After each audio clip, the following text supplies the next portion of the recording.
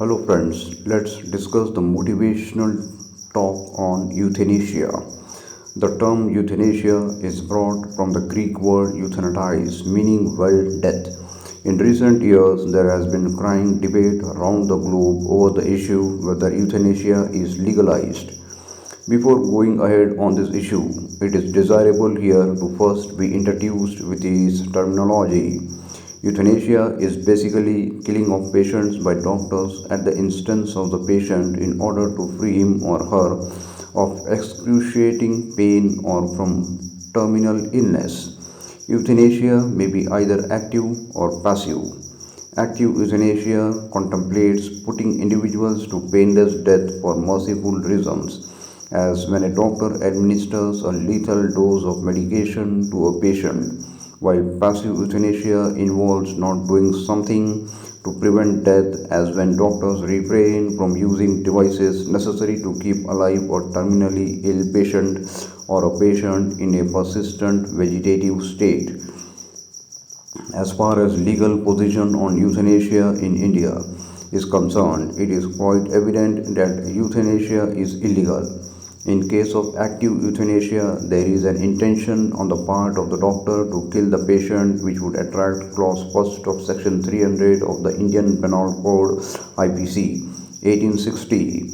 However, there is a valid consent of the patient here again. The doctor cannot escape from liability and his case would fall under the exception 5 to the said section. Further, the cases of passive euthanasia or non-voluntary euthanasia would be struck by Proviso 1 to Section 92 of the IPC and thus be rendered illegal. It is not out of context to mention here that one should not be confused euthanasia with assisted suicide.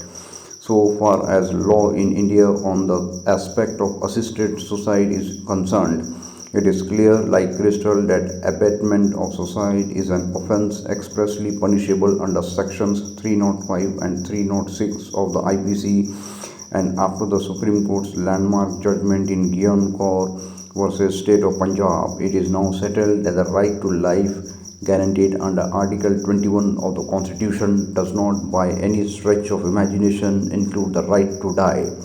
The position in this regard in other countries is different from India. In Netherlands, euthanasia is legalized. Some is the case in Australia. In England also euthanasia is allowed, while laws in USA maintain distinction between passive and active euthanasia. While the former is prohibited, the latter is allowed. Now coming to the issue whether euthanasia is legalized or not.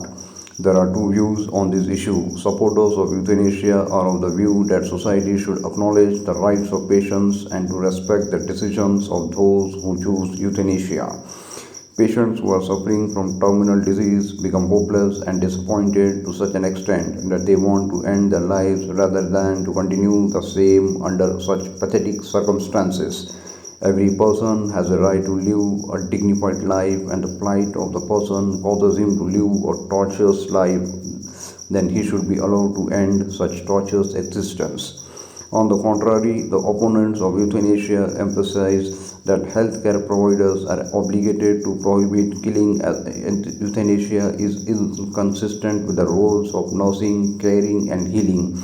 That is why society has no right to kill them and thereby deny them the chance of future recovery.